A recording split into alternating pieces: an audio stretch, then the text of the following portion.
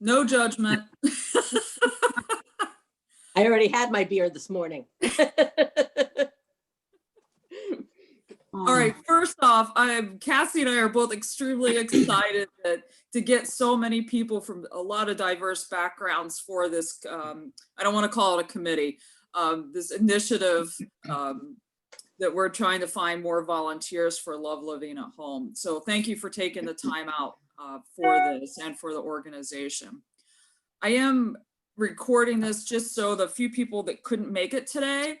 One person does include, her name is Catherine Banzer. She's an intern with us through the Cornell Business School, the Johnson Business School in the MBA program. So she's helping Love Living at Home with a variety of things. And one of the things is a volunteer recruitment. So she's gonna see this video along with Fran Manzella and Christine Bauer. They weren't gonna be able to make it. So I do thank all of you for doing this. This is absolutely wonderful. Could everyone just go around and quickly introduce yourself? I'll just go along my screen. Paula, you go first. Paula Amos, I've been a member for about 1.5 years. Carol Sheely? Hi, I have been in on Love Living at Home since the beginning, and I served on the Services Committee. I'm the chair of the Membership Committee and was a member of the Program Committee. And now the Services Committee sort of doesn't exist anymore. The office handles that. And so the Program and Membership Committees during the pandemic have joined as one. So we're very interested in seeking new ways to get volunteers. And I'm on the board and fairly involved with it. A lot of things that go on at Love Living at Home. John? Oh, hi, I'm John Costello. I joined this year and signed up for the board.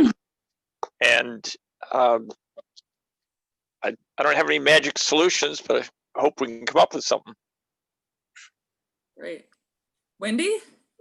I'm Wendy Aquadro, and I've been a member for just a few months, but I've enjoyed some of the online Zoom programs. I have a lot of experience working with volunteers in my past work. I guess my concern about being on the committee is I'm so much an in-person kind of volunteer. I find this very challenging.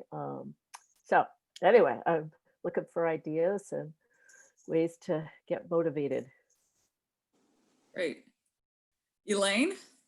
I'm Elaine Sapp. I've been a member since about just a little over a year. I haven't been terribly involved now that the pandemic isn't a thing because I didn't have Zoom until just a couple of weeks ago. I'm not sure how I can help with this group, but I would like to try. I do enjoy volunteering and would like to make a difference somehow. Great. Tim? I'm Deb Schmidley's husband.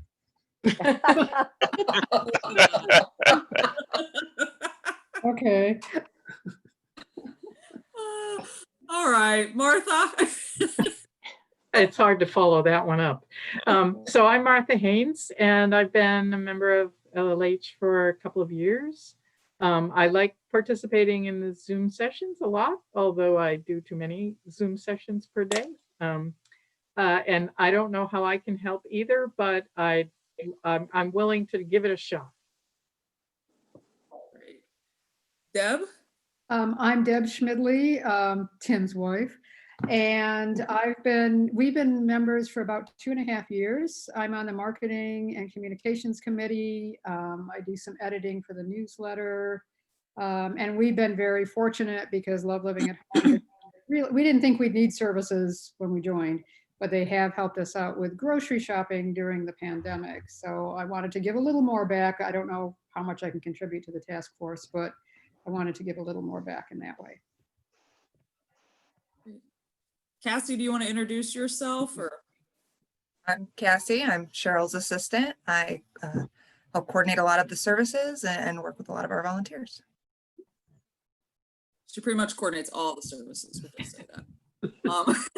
And keeps track of all of our data and so forth. And she's also going to school to be a social worker. Oh. I'll add those few things. Thanks. Rochelle, you're up. I'm Rochelle Woods. My husband and I have been members a little over a year. And I'm just hoping to help with some ideas around volunteering. Great. Cheryl?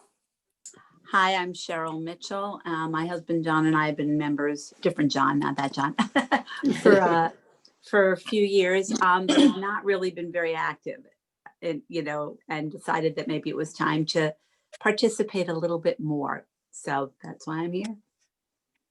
Great. Barbara? Hi, we joined when Love Living at Home was starting. Several friends of mine were involved with getting it started, so there really wasn't much choice, and I thought it was a great idea. Anyway, I've been on the program committee, and I guess now that it's combined, it's program and membership. And I've been calling people since the pandemic started. And I hope that we can come up with some good ideas of recruiting volunteers. Betsy? I'm Betsy Hillman, and I have been a member since, I guess, I don't know if I'm a founding member. I think I might be, my husband and I. And my husband, Rob Hillman, and Robin DeBovie are, what is their title? Co-chairs. They're the co-chairs of the, I don't know, Love Living at Home. So be careful what you say, because but no, I've been on the membership committee. I started on the membership committee, and I'm now on the program committee, which is because it's combined. But the focus of my volunteering when the program committee combined with it was really to get, it turns out, more involved with programs, and it's been kind of fun. So thinking of ideas and calling people and talking with people about what is a good idea for a program. Does it work with Zoom? Things like that. It kind of uses a little bit of the brain that might have gotten left behind when I retired. So I've been a member for, I don't even know how many years. I should know. Yeah, 3. We just had our 4-year. Okay, that's it then. All right, Sherry? Hi, I'm Sherry Burford. My husband Peter and I joined about a year ago, just a few months before I had my first experience utilizing volunteer services, as I had major surgery. So although we've just had one direct experience, it was very enlightening and extremely useful. We had the opportunity before the pandemic to participate in a few in-person activities, and then of course everything has gone virtual. So I look forward to learning more about the history as to how the volunteer population has been developed, and to me that would be a useful starting point, just so I can understand how it's been done in the past, as like everyone else, I attempt to make a contribution here to perhaps bolster, reinforce, and expand the current resources. Great. Well, thank you again, everyone, for coming. I will say, and I emailed with, I think, each of you about answering different questions and so forth. And I know one of the things that you are worried about is, I don't have anything to contribute. What would I contribute? And that's what we're all here to find out, is we're going to brainstorm and find out what we can do as an organization to see about getting more volunteers. So I appreciate you kind of jumping in, even though some of you don't feel like you have anything to contribute. I believe you'll find that you absolutely will. And just by even coming to this meeting, you're contributing to the organization. So thank you. So I'm going to talk a little bit about some of the history that I'm aware of, and maybe other people here have additional information and history on the organization on volunteer recruitment. It's pretty much outlined in the agenda. Most of our volunteers, definitely, I would say, and Cassie can help with that too, is word of mouth of getting volunteers. And also our current members. We have quite a few volunteers that are members. I think did I put that together? Maybe I didn't write it down. Yes, it's in here. I know we have, since I've come on, and Cassie, we have put out, I think it was either 2 or 3 emails to the Human Service Coalition. So anybody that has signed up for that email and they actually look at it would see it. It's an email that goes out pretty much every single morning to anyone that's signed up for that. We are very involved with Way to Go through Cornell. You can check out their website. It's basically a transportation hub for Tompkins County. So there's a variety of people like Fish, Love Living at Home, the Cancer Resource Center was involved, Tompkins County Transportation and others, where we would meet every month and go over our different transportation if we were having any issues and things like that. And I can tell you that service of transportation in Tompkins County has decreased across the board for all organizations since COVID. We've advertised on Facebook a few times. I sent you in the email a copy of the ad that we put on Facebook and in our current email to our members. And that is another place that we have advertised, is on our, well, they were weekly, now they're bi-monthly newsletters of trying to get more volunteers. It's also gone on the Facebook page of the Mutual Aid. When the pandemic first began and we knew we needed help with shopping, we put it out, and I think we got 8 or 10 volunteers, Cassie, from our first post. But we've got, you know, it wouldn't hurt if we had a few more shoppers, that's for sure. I will go over a few numbers, not to completely bore you with the numbers. Our membership has increased, if you didn't know. In January, we had 140 members. So we ended last year at 140 members. We're up to 184 members as of today. We've had a lot of different wonderful initiatives. It's been great to get people involved in the organization. Our services, to give you an idea, and I probably should have put this in the agenda just so you had the numbers that might be worthwhile. And obviously I'm going into the agenda of where we are currently. Did anyone have any other things about history of services? I do. One of the, we've used exactly two times I've called and asked for some help for volunteers. And the first person who came had just recently joined Tompkins County Trust Company. And they try to get their employees to volunteer in the community. And so we had a young lawyer who had just moved to Ithaca come to help us with some yard work. And she's still in town. And so, but that was part of what the company, the bank, did. So I'm wondering if there are other banks in town that try to encourage their employees to volunteer. And I guess now you don't have monthly meetings of the, what was it called, where people in business got together and had drinks and everything. Rotary? Rotary? No, not Rotary. It's a community organization from the Is it the Chamber of Commerce? The Chamber of Commerce would have, yeah, but they're not doing that. But I wonder if individual companies in town try to get people to volunteer, and if we could be very specific about what we needed Right. when we ask those companies if, can you drive in your on the weekends, or in your spare time. That might be a source of some volunteers. That's all.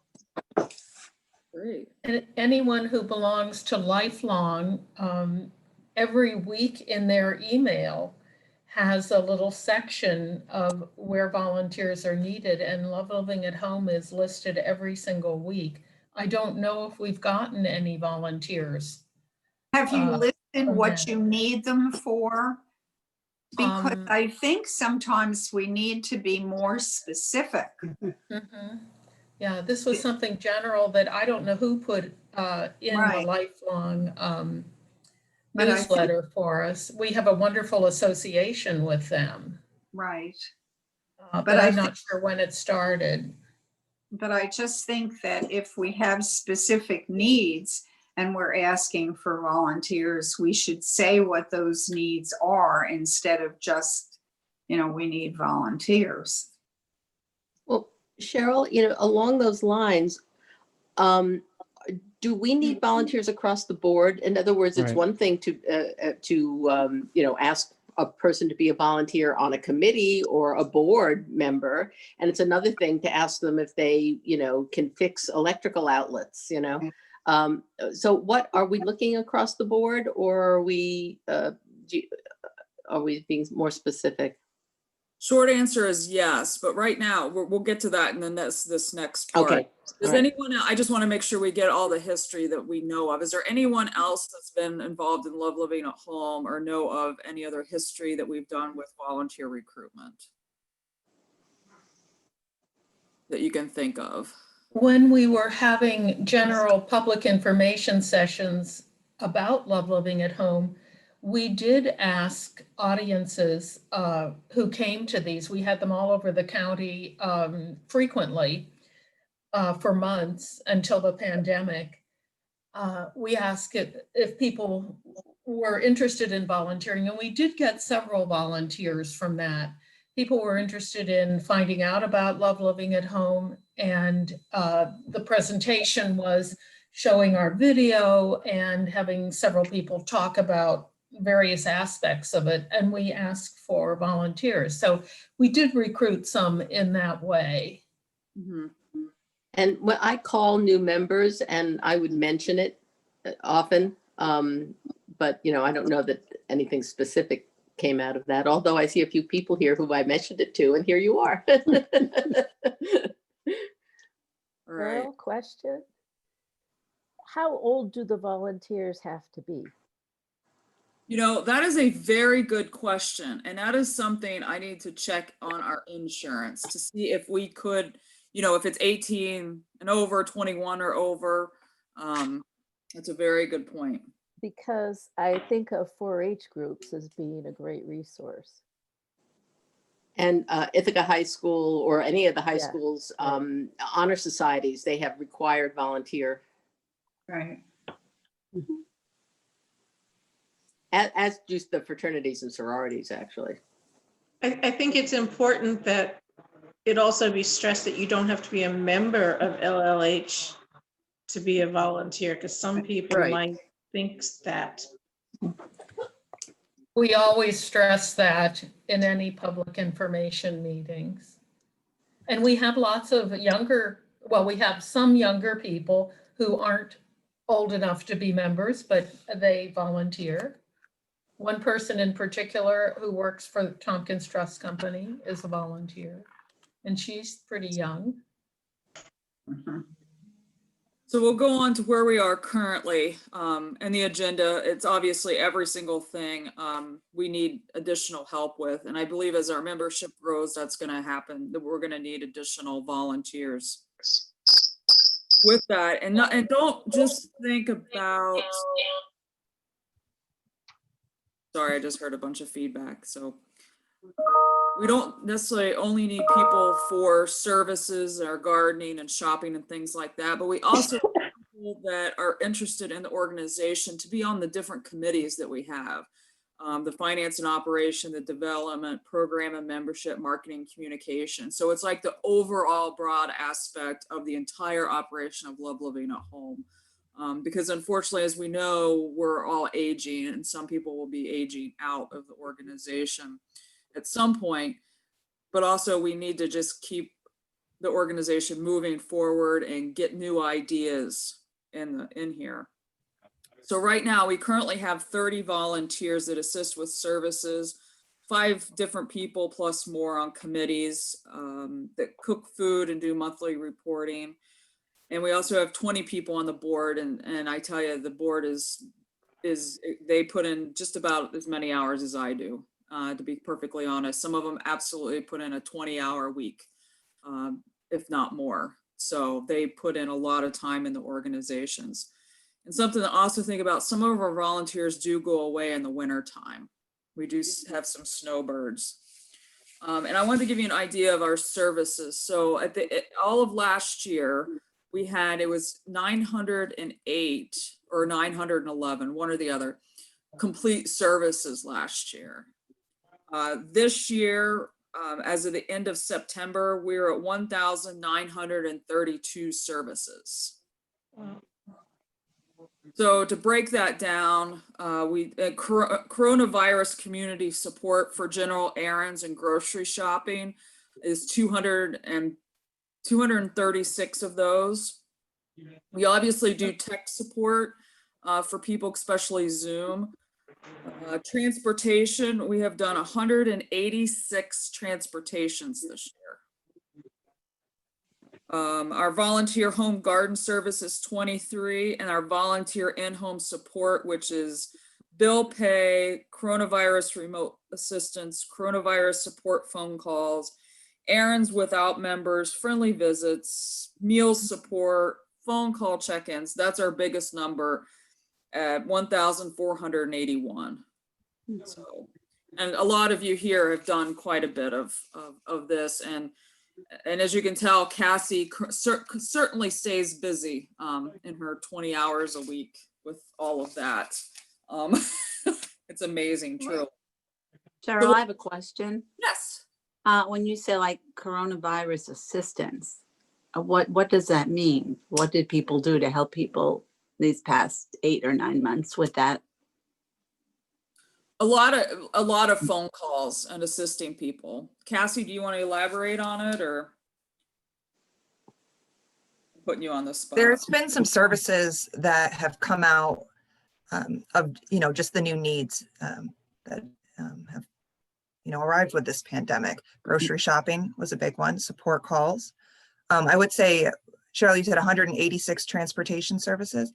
Yeah. Our transportation, since March was on the lower side, but I have noticed an increase this fall. So I think that need will continue to grow, along with shopping and other general errands. People just aren't as comfortable going out, and we do have volunteers who are willing to do that for them. I think one thing that might help would be, because actually having a list of what we want volunteers for. Right. And quite frankly, like a detailed list, the committees that you want people to serve on, board positions, what are the services that people can volunteer for? Because I was thinking about that myself, that I don't really know, all the services that we want to provide. I can give you an example of a couple things that I've asked for assistance that probably don't fall under the, bigger umbrellas of what people think of. I had gotten a new mailbox and my old one was on so tight I couldn't get it off. So there was a volunteer who came and removed the old one and put the new one on.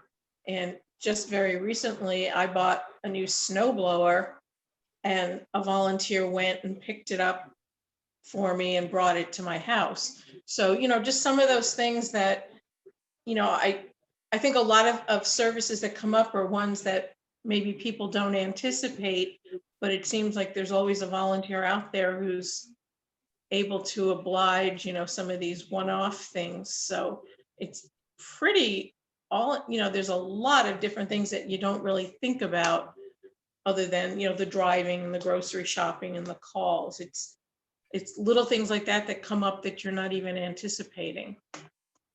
But I think Rochelle's point, though, I think is a really good one, because there's a variety of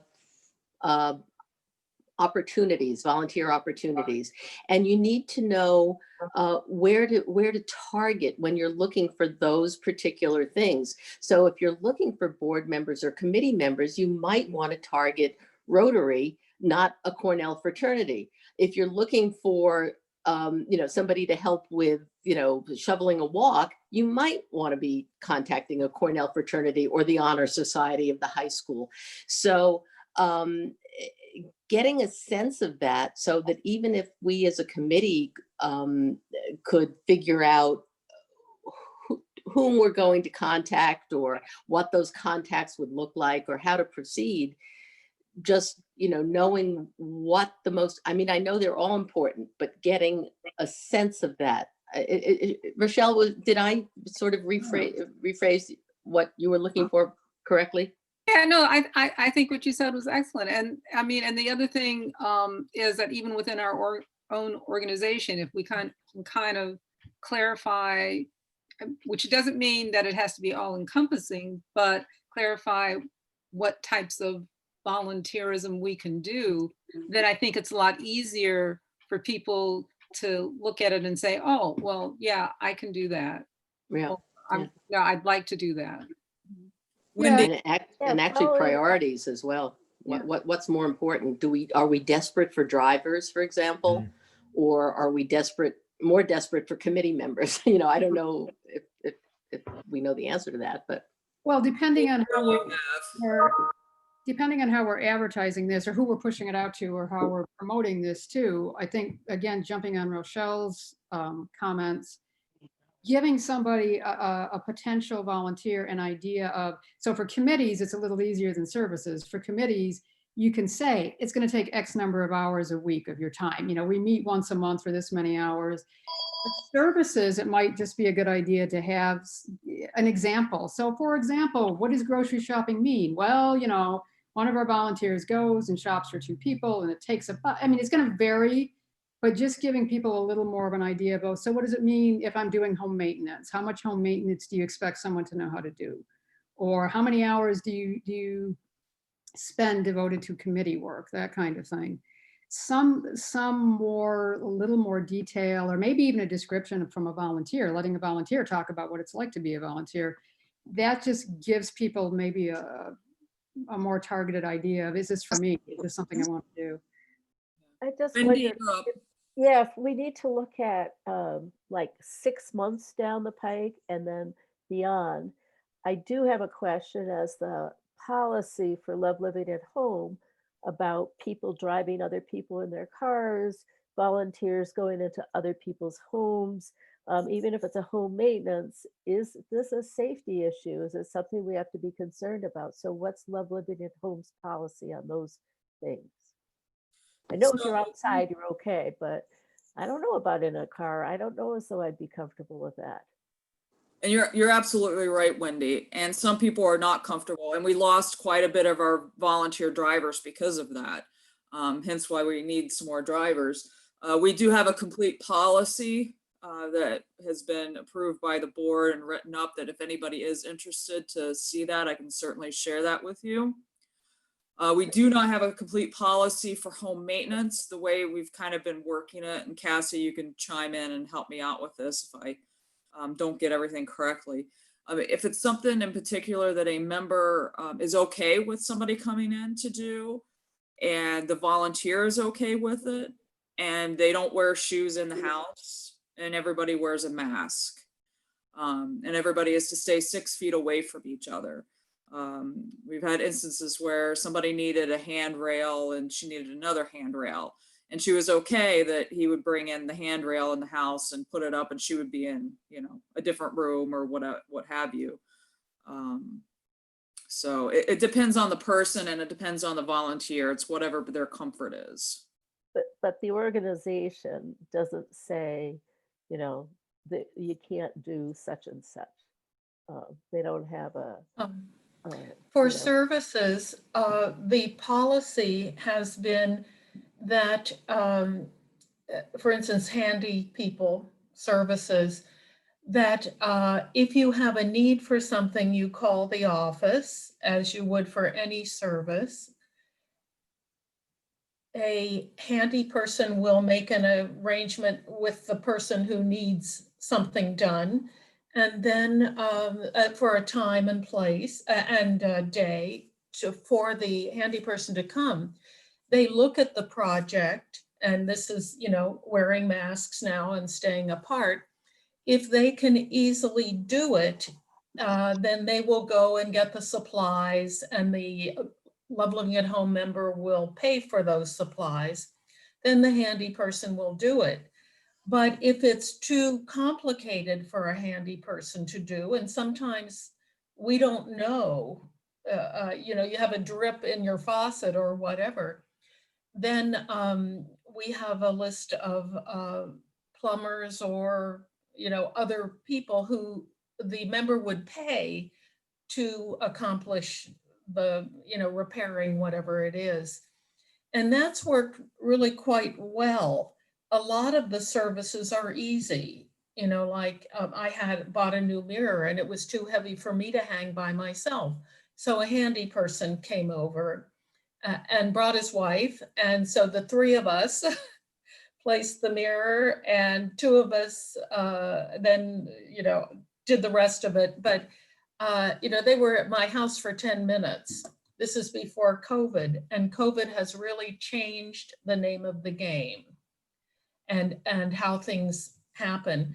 But I also want to tell you that I'm a driver, and I have been.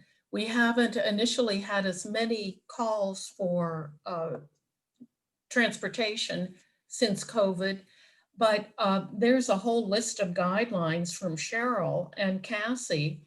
I clean my car before I pick anyone up with Clorox wipes, and I do the handles and the seat belts and the seats and everything.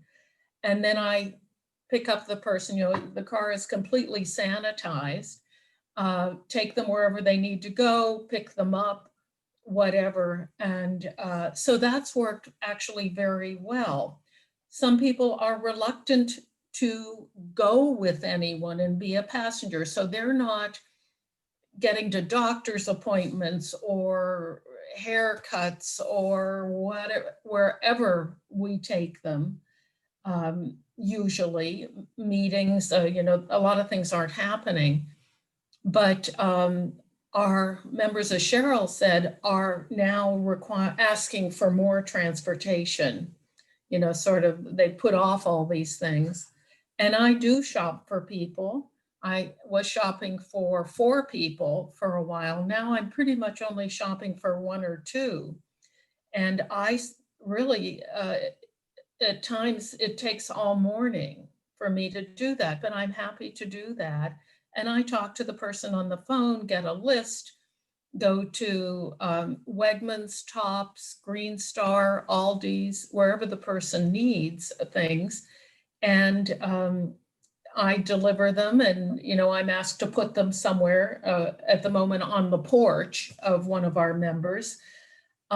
Depending upon the length of the list, you know, it may take me to go to 3 places, 2 hours. And that's fine. That's what I consider volunteering is all about. But that's the procedure. I was wearing gloves initially to go into the supermarket, and of course, always a mask. But based on, you know, the science, I don't wear gloves anymore. I just use a lot of hand sanitizer, and I get put their groceries in paper bags that, you know, are paid for a nickel a piece at the supermarket. And then the person either gives me cash or writes a check to me for the cost of their groceries. So that's sort of the nitty gritty details of how I've been chomping for people. So related to that in terms, I'm thinking of drivers, recruiting potential drivers or recruiting potential handy people.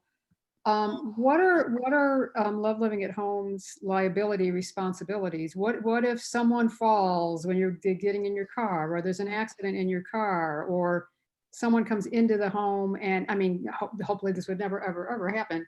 But I mean, you're bringing volunteers in from the outside, not just within the organization. What if someone felt an unsafe situation arose with the handy person who came in? I mean, what are the liability issues, and how are those addressed? What I can do, I don't want us to get bogged down on how we do things, but I do think it is important that people know how we do things. So do people want to see some documentation of kind of how we do things? Would that be helpful? Yes, I was just going to say, it seems to me, I mean, I've been a volunteer, so I know how some of these volunteer things work, but there are people on this call who, you know, I could have answered Wendy's question about the car, but you know, that's it. People need information, because not only do we have to figure out who we're going to be asking to or trying to get to be volunteers, but we need to figure out what we're asking them to do. So, I mean, I think many people on this call need a lot more information. Yeah, and Deb, to answer your question, the liability, people have to be able to get out of their home and into the car and vice versa on their own. The only thing we will do is offer them an arm for them to hold on to if need be. But other than that, we are not physical therapists and we are not occupational therapists. But is the organization protected against, say you had a volunteer driver who had an accident and the member was hurt? Okay, so the organization. It goes through the individual's insurance first, and then we have a policy on top of that. Did you see somebody asking that if they wanted to be a driver and you know, wanting to know? Yeah.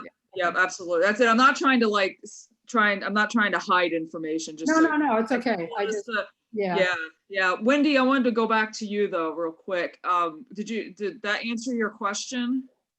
I guess so. It seems like anything goes, but there are some policies in place that you would follow if you were within a certain proximity of a person. Because if I could add, doing the shopping and going into somebody's houses with people masks on, to help do things and stay apart, that's really not likely to be a problem. Riding in a car, any indoor enclosed space for a while, especially a small space, is a potential risk. What you may want to do is to ask the person that you're going to give a ride to the questions that the doctor's offices are asking you now. Have you been outside the state? Have you been in contact with anybody, etc.? Those people shouldn't be taking rides, because there'll always be a small risk to being in the same car with somebody else with the window. Yeah, I would like to up, because in the winter months. Yeah, I mean, I've done driving, but I haven't done any since the pandemic. And to be honest, and to John's point, I'm a little reluctant to be in such close proximity to someone that I can only assume that they've been taking cautious measures, but you don't know what their exposures have been and what they might in turn be exposing you to. So, I'm not comfortable right now doing driving. Cheryl, Martha's had a question.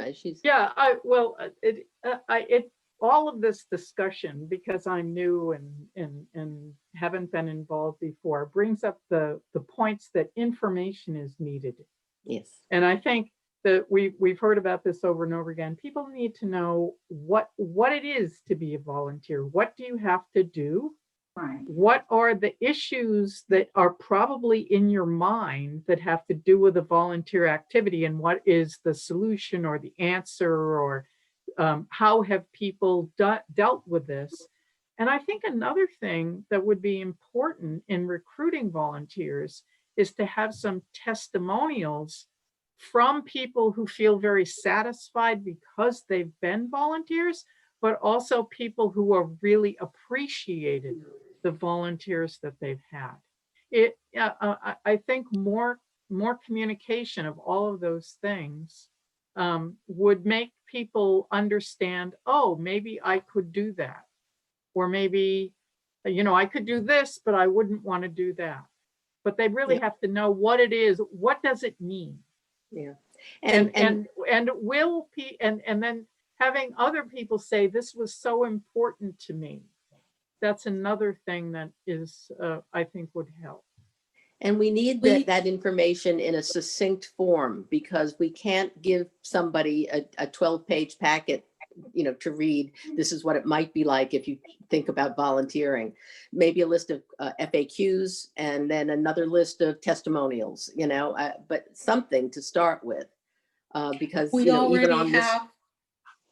We already have lists of testimonials that we collected this year, earlier in the year.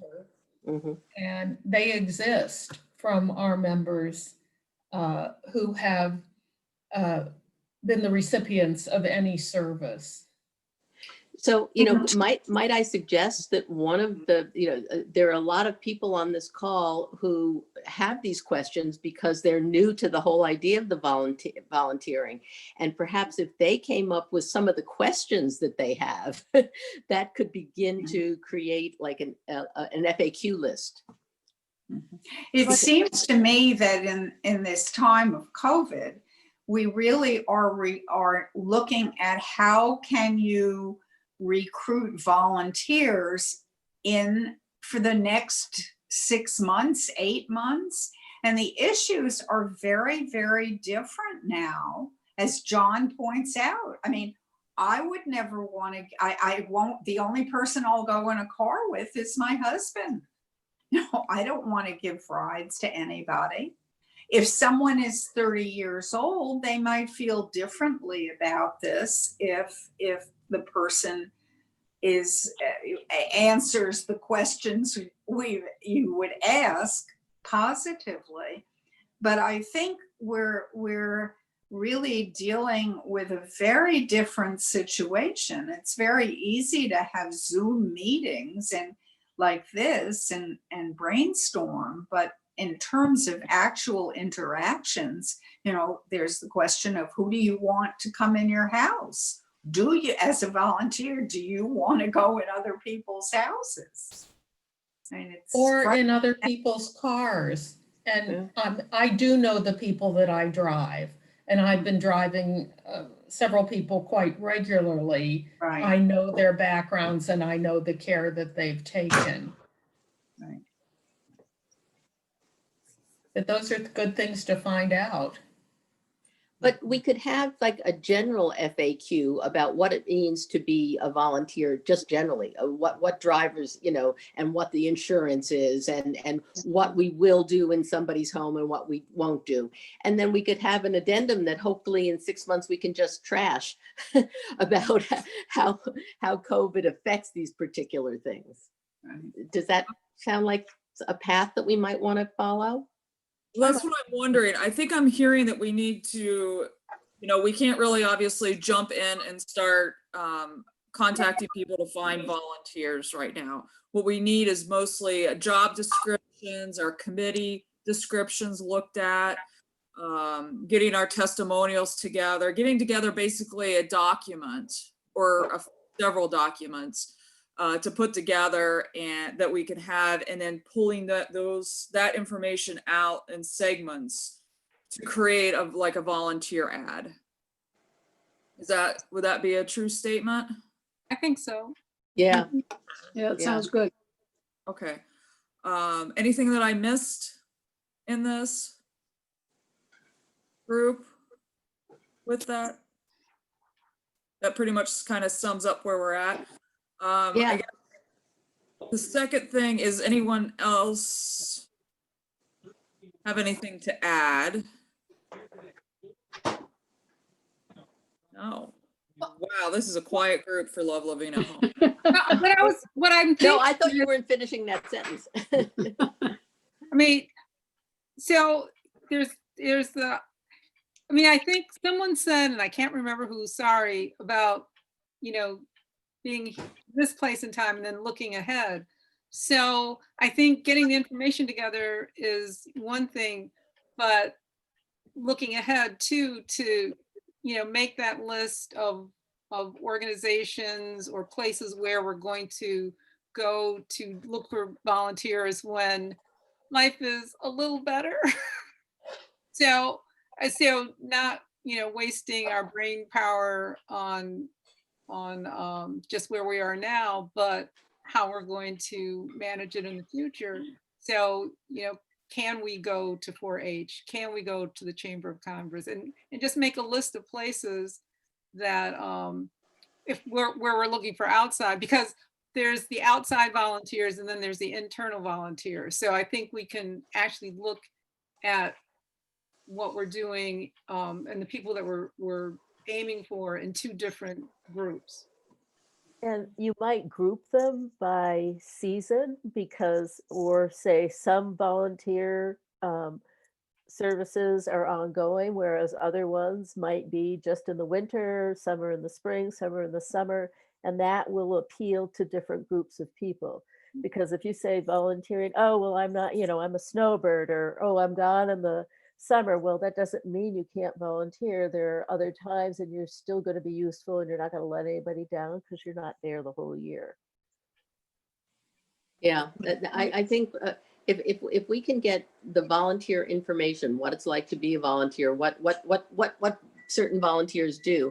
But meanwhile, while we're waiting for that, we could also, as a group, well, within the group on our own, be thinking of where we might do outreach.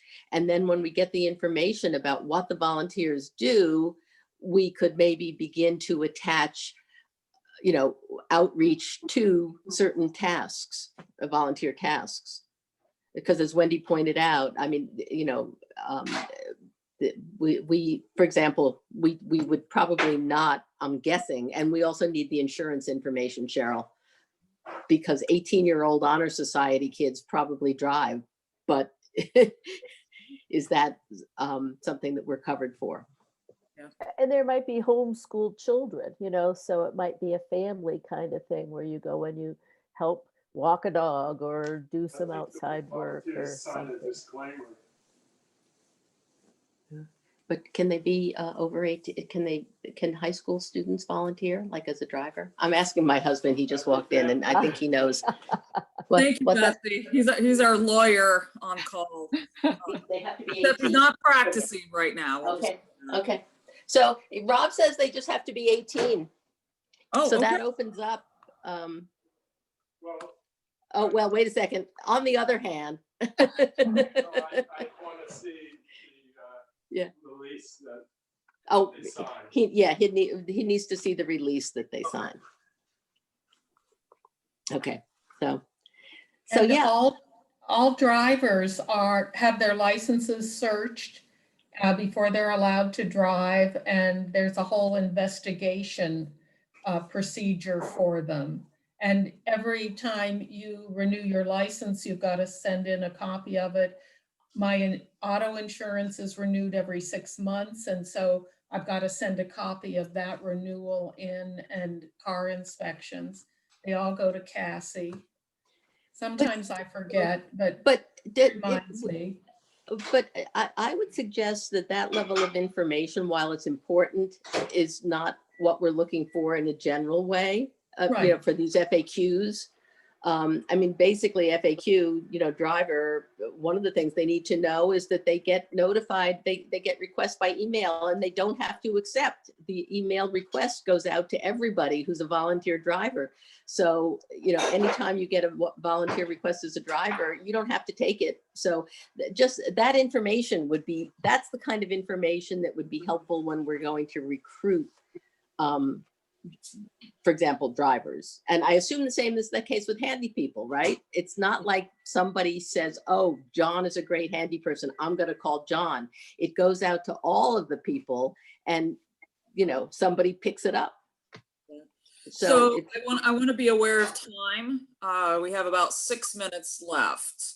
I really do want to try to stay, 1 hour, because people have other lives and love living at home, and I truly appreciate all of you taking an hour out of your day for this. So how we're going to move forward is, I would like to know if you want to email me or if you want to raise your hand or whatever, and let me know if you want to help with the job descriptions, the committee descriptions, testimonials, the facts, answers, and questions, the FAQs, and kind of help putting all that in together.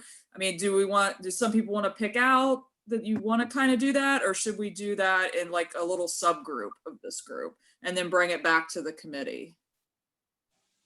I feel like Cheryl? I'm too new to Yeah, come up with a Cheryl- job description. Yeah. too. I Yeah. don't think people understand and have knowledge. I don't, and I've been here for a long time, about what's already written, down. And there's, So just share what we have with everyone on the committee, and then we'll just email back and forth and meet up in 2 weeks. Yeah, That's a good start. if you Yeah. share what you have, and I'm thinking again, I mean, my brain keeps going to the management side of things, so I keep thinking of the committees, not the services. But I assume right now, the board and each committee probably already has a charge and a description, right? Yeah. We do. Every week, if we started collecting all that, then we could see where the gaps are and where we feel we need to plug holes in for anything we want to use to put together FAQs or something else. right. And I think it's good that we have some newer members in this group, because as they're reading this stuff, they'll be able to, see where they might have questions because they're not as familiar with it. Absolutely, because I read over it, it makes perfect sense to me, but Yeah, I mean, it's pointless we don't need to reinvent the wheel on this stuff. All the information is there. It's just in a much larger form than we need for the kind of purposes that we're talking about. okay. So getting that information out to people so that, people can begin to think about what's the most important, so almost, highlighting stuff. Or where there might be some gaps even with all that documentation. Absolutely.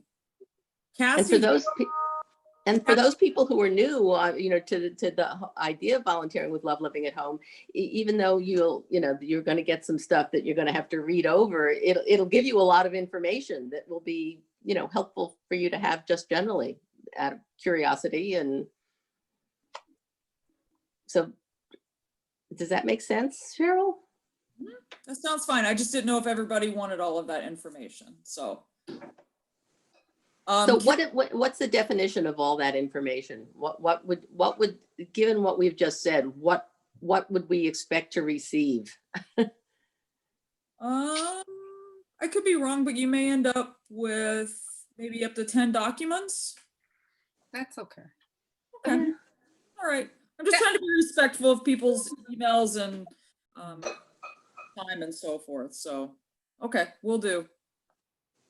So if we'll get the information, and then I would expect at some point that maybe a couple of members in this group could put the stuff, put different segments of stuff together that we're going to use going forward, right? Or that would be wonderful. Have a couple of little small groups working together instead of trying to do it with 15, 18 people, yeah, that makes sense.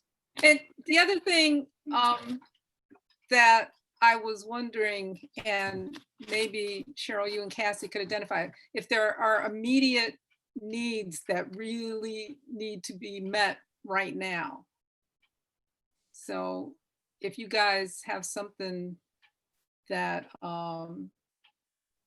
that is concerning about Cassie, right now. I'll let you have time to unmute yourself. We always need drivers. That is one of our key services. But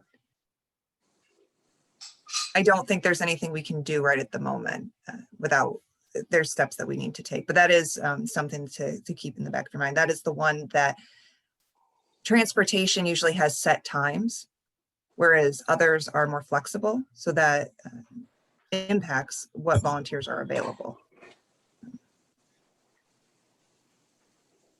So I would say driving and shopping as far as the services are the two key ones. All right, Cassie, we have probably 30 seconds left. We're starting to lose a couple people. Cassie, is there anything else that I have left out that we should talk about? Or, okay. All right, thank you, everybody. you. We'll Thank you. be Thank talking you. soon, and we'll set up another